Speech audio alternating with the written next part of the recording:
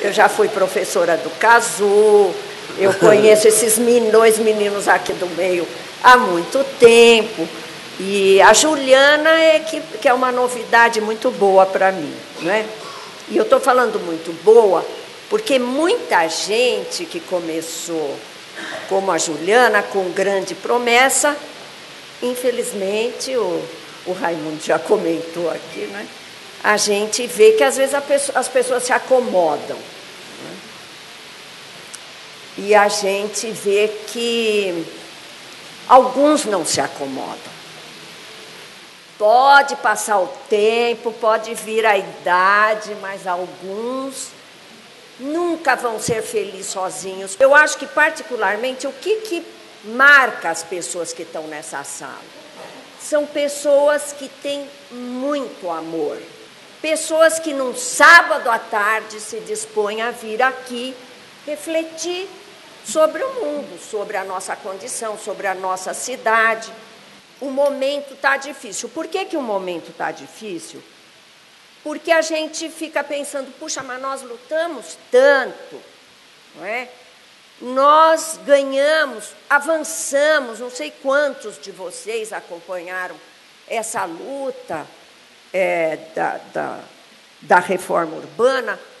Eu, particularmente, estou há 4 décadas nessa luta, e a gente lutou tanto, conseguiu a Constituição de 88, conseguiu o Estatuto da Cidade, conseguiu o Ministério das Cidades, conseguiu eleger o Lula, conseguiu fazer tanta coisa, criar a CMP, nós conseguimos, a CUT foi criada, enfim, operários foram eleitos, prefeitos, vereadores. O que acontece?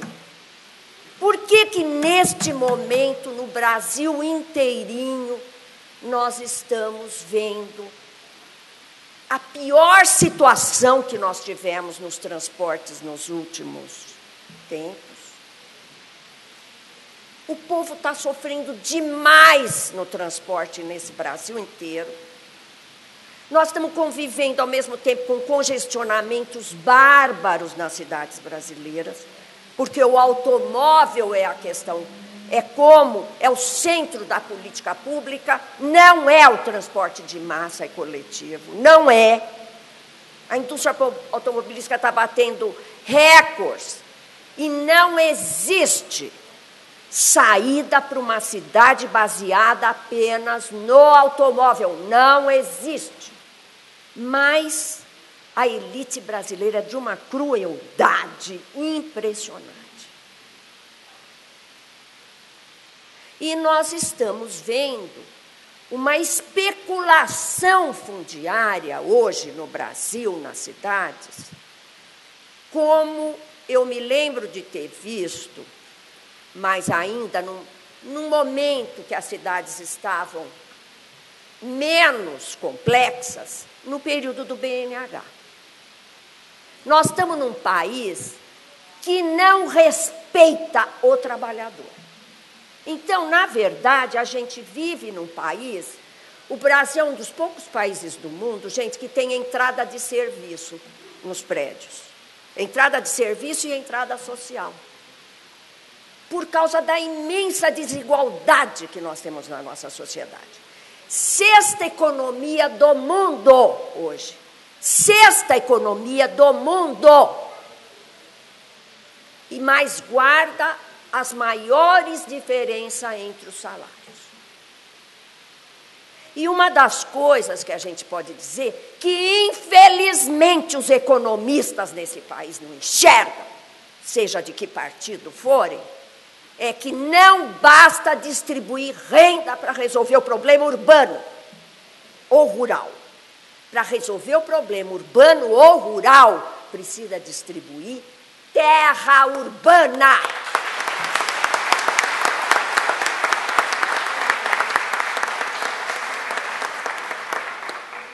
Terra urbana significa que precisa distribuir um pedaço de cidade. Não adianta a gente jogar a população fora da cidade.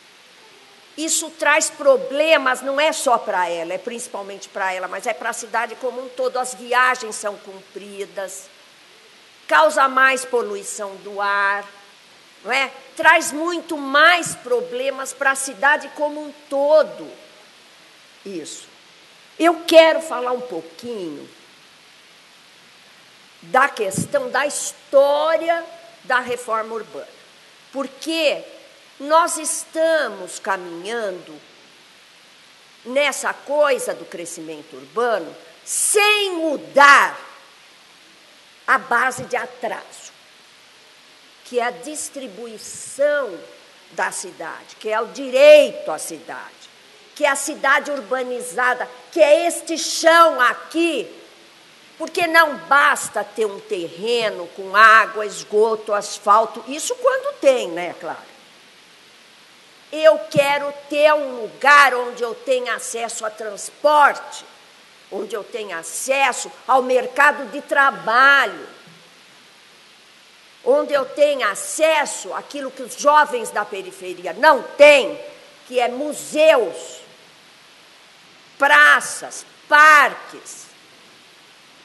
Ele não tem, ele não conhece a cidade. Nós já tivemos essa experiência. Eles não conhecem a cidade. Eles são como isolados no bairro. E depois tem gente que acha ruim que a violência predomine, que a droga predomine. O que esperam desses jovens? Que tem uma escola ruim, uma escola que não incentiva, um bairro que não oferece vida cultural, nem esportiva. O que se espera? Em 1963, foi o primeiro ano que foi feito um documento sobre a reforma urbana. O povo brasileiro estava se mobilizando. E se mobilizando para quê? Por reformas. Reforma agrária, reforma na educação. Nós tínhamos proposta de reforma política. E os arquitetos que vieram de Cuba, que nós tínhamos na América Latina, algum movimento para sair da dependência e do jugo dos países capitalistas centrais, nós tínhamos movimentos de emancipação social, de tentativa de independência real. E aí os arquitetos escreveram uma proposta que tinha como a questão central qual era? A distribuição da terra urbana. Bom, o que aconteceu em 1964? Essas reformas se implantaram? Veio um golpe que, num primeiro momento, acabou com as lideranças populares. Reforma agrária não sobrou ninguém. O que aconteceu? O que a ditadura fez? Ela fez um grande projeto de habitação, que era centralizado num banco que chamava Banco Nacional da Habitação, BNH. Nesse período, a ditadura não fez o que a proposta de reforma urbana dizia, como a questão central. Não distribuiu terra, mas enxugou dinheiro, arrumou dinheiro, que criou o FGTS, que muita gente conhece até hoje, e o SBPE, que é poupança privada, caderneta privada de poupança, que os bancos são obrigados a colocar na área de habitação.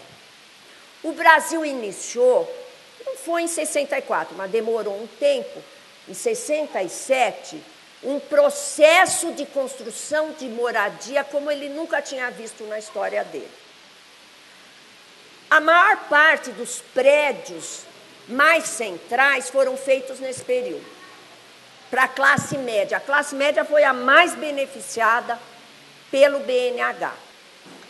O que aconteceu quando nós chegamos no governo federal? Vocês se lembram que houve um certo terrorismo que a elite brasileira fez para assustar todo mundo, porque um operário de esquerda estava assumindo a presidência. Mas eu quero aqui falar de uma coisa sobre a qual nós não avançamos. E não avançamos não é por causa do governo Lula, não é por causa de governos. Nós não avançamos por força da nossa história social, que é a distribuição de terra rural e urbana.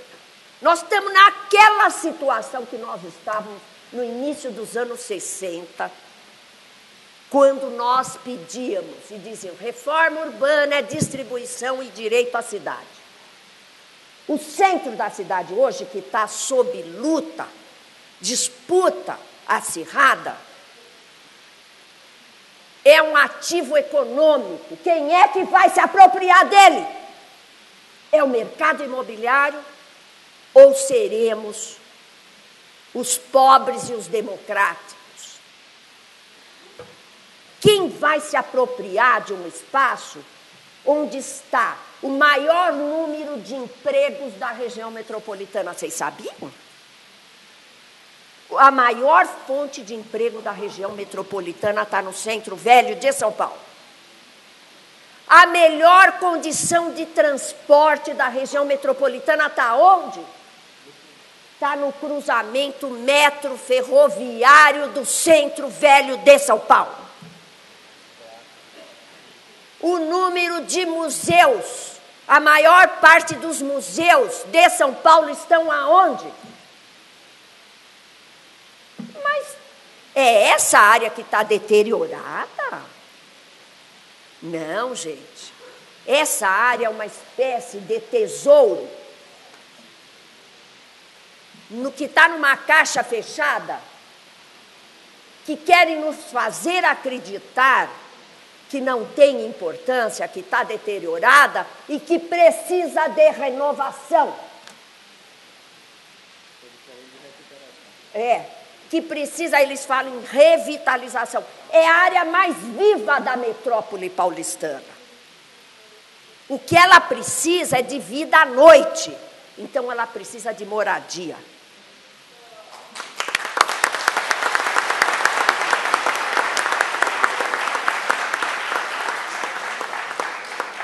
Vocês sabem há quanto tempo a proposta de fazer habitação na área central foi feita nos documentos do governo municipal?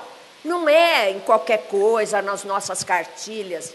É lá, nos planos municipais. Desde o Faria Lima, os urbanistas que trabalham no governo estão fazendo a proposta de fazer habitação popular no centro da cidade. Por que que não é feita? Porque o que eles querem para o centro da cidade é uma mudança como aconteceu na Moca. Está acontecendo. Como aconteceu no Belém. Como aconteceu está acontecendo em Pinheiros. Como está acontecendo na Pompeia, como está acontecendo na Vila Mariana, que é uma mudança que tira os pobres. Por que que tira os pobres? Porque pobre desvaloriza o metro quadrado.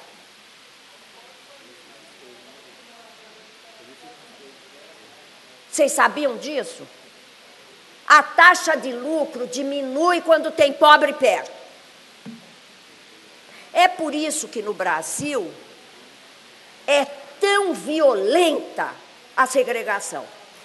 O motivo é econômico, antes de mais nada. É claro que vocês vão falar, bom, tem um preconceito contra pobre? Tem um sentimento antipobre. Mas, acima de tudo, existe um desejo de maior taxa de lucro. Eu não vou investir no centro da cidade se eu posso investir e ganhar mais em águas espraiadas, em perdizes. Certo? Por quê? E quem é que é pobre? É pobre o morador de rua, é pobre o morador de cortiço, é pobre o morador de favela, é pobre o ambulante que está aí nesses pedaços. Mas, além dos pobres, eles não querem nem o comerciante de classe média que está lá. O comerciante é um tipo de proprietário que eles não querem, eles querem aquilo que tem o sentido do monopólio, shopping center. Sai da rua, vai para dentro do shopping, da galeria, etc. Foi muito chocante para quem participou da criação do Ministério das Cidades, como eu participei, e perceber antes de qualquer lançamento e prática qual ia ser o efeito do Minha Casa Minha Vida. O Minha Casa Minha Vida houve uma retomada da política habitacional antes do Minha Casa Minha Vida, mas foi com o Minha Casa Minha Vida que, de fato, a construção de moradias começa a ganhar um número muito forte, não é? Já contratou 1,5 milhão, o Raimundo está me falando, né? E a Caixa está firme, quer dizer, o que aconteceu? O governo federal, pela primeira vez na história do país, botou subsídio na moradia para baixa renda. Mas o Minha Casa Minha Vida, ele levou... O que foi abrangido dentro do programa? População de até 10 salários mínimos. Na hora que ele abrange a classe média, o que vai acontecer?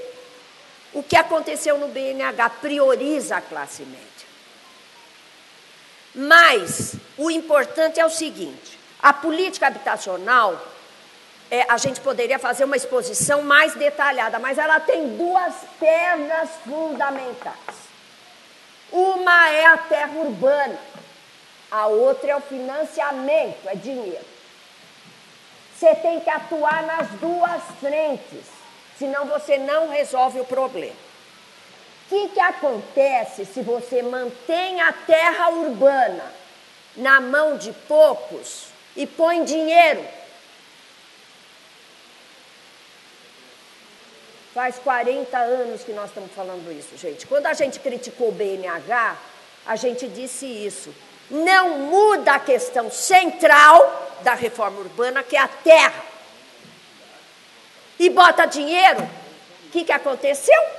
O dinheiro se transferiu por meio da valorização dos imóveis para os proprietários.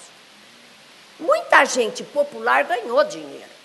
Porque na hora que você tem uma casinha, por mais modesta que ela seja, que a prefeitura vai lá e faz uma obra que melhora o transporte do lado da sua casa, você ganha. E os trabalhadores ficam divididos com isso. Vocês sabiam disso? Quantas eu vi de gente em conjunto habitacional modesto não querer a favela do lado do conjunto?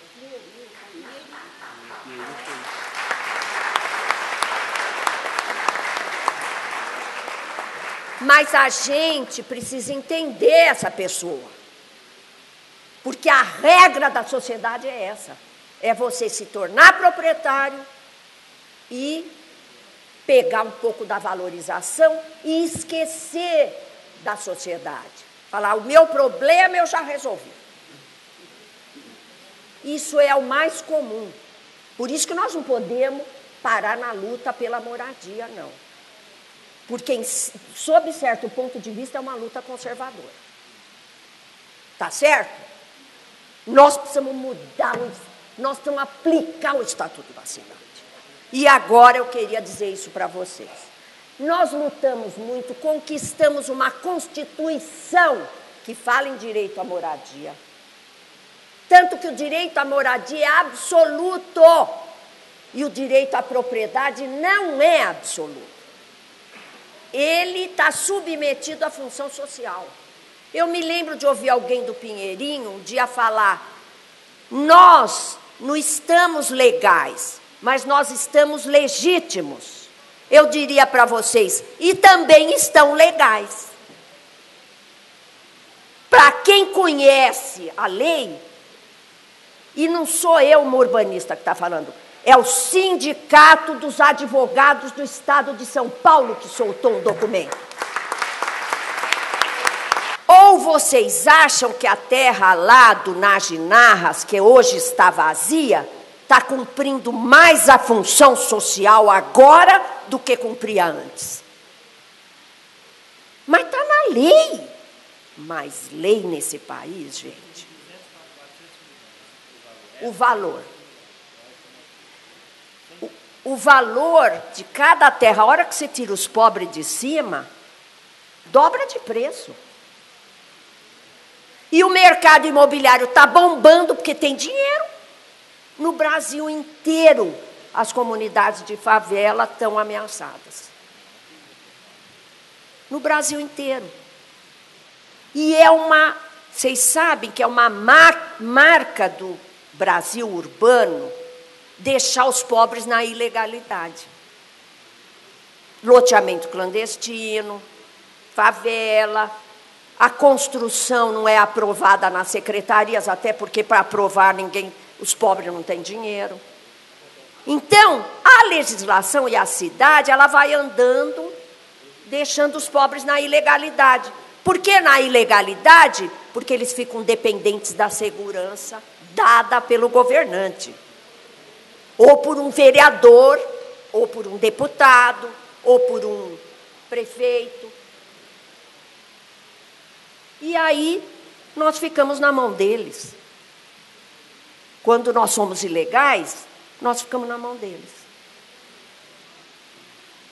Bom, então eu queria dizer para vocês que nós temos hoje o Estatuto da Cidade.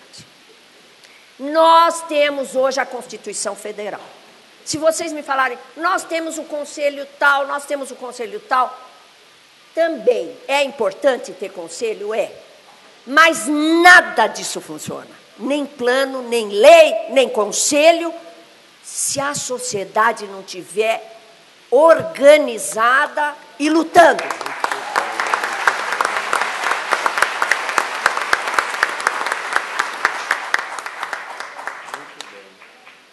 Então, eu só entendo que nós precisamos levar em consideração aquilo que o Dito falou aqui,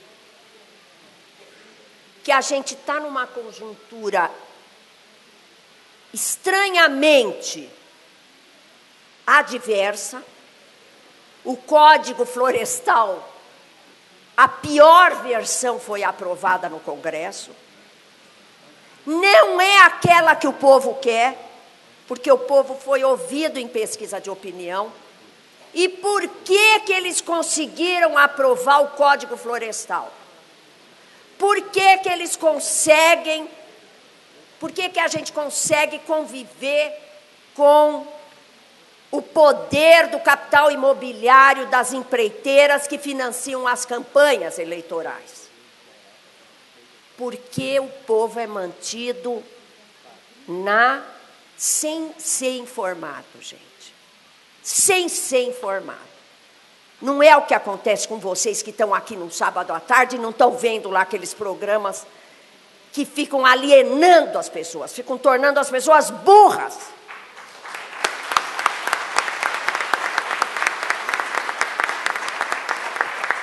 Essa máquina de alienação existe e é forte. E nós vamos ter que retomar a questão do combate ao analfabetismo político e urbanístico. Muito obrigada.